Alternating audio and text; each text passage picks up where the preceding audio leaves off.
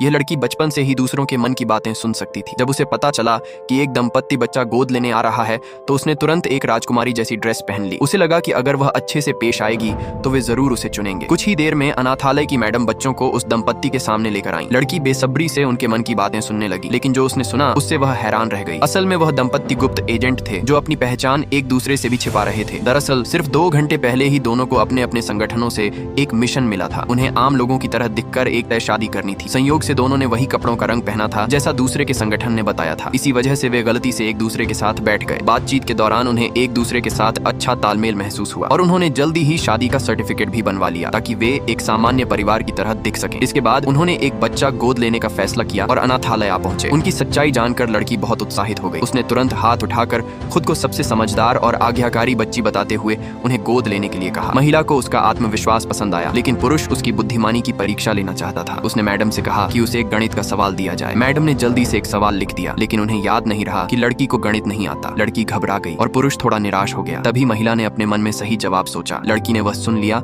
और तुरंत बोल दिया, लेकिन जब उसे लिखने को कहा गया तो उसे एहसास हुआ कि उसे लिखना भी नहीं आता। ये देखकर मैडम ने इशारों में उसे जवाब समझा दिया ताकि वह किसी तरह सही लिख सके। लड़की ने इशारों के अनुसार नंबर लिख दिए। भले ही उसकी लिखावट खराब थी, लेकिन पुरुष फिर भी संतुष्ट हो गया और इस तरह वह उनकी बेटी बन गई। घर लौटने के बाद जब वे सफाई करने लगे तो लड़की ने फिर उनके मन की बातें सुन ली। उसे पता चला कि दोनों के संगठन एक दूसरे के दुश्मन हैं। अपने नए परिवार की रक्षा के लिए उसने तय किया कि वह उनकी असली पहचान छिपाने में मदद करेगी। उसी रात महिला को एक नया मिशन मिला। उसे एक पार्टी में जाना था। शक से बचने के लिए संगठन ने उसे एक पुरुष साथी लाने को कहा। महिला ने उस पुरुष से अगले दिन साथ चलने को कहा। पुरुष हैरान हुआ क्योंकि उसका मिशन भी उसी पार्टी में जाना था। उसने हामी भर दी, लेकिन झूठ बोला कि वह पहले से वहां जाकर तैयारी करेगा। जब लड़की को उनके मिशन के बारे में पता चला तो उसने जिद की कि वह भी पार्टी में जाएगी। उसकी जिद और रोने धोने के आगे वे हार गए और उसे साथ ले जाने को तैयार हो गए। अगले दिन महिला लड़की को लेकर पार्टी के प्रवेश द्वार पर पहुंची। वहां उसने देखा कि पुरुष गेट पर खड़ा मेहमानों का स्वागत कर रहा है। उसने तुरंत पूछा, तुमने तो कहा था कि तुम्हें ओवरटाइम करना है। पुरुष चुप हो गया। उसे समझ नहीं आया कि क्या जवाब दे। तभी लड़की ने तुरंत झूठ बोल दिया, पापा सच में यही काम कर रहे हैं।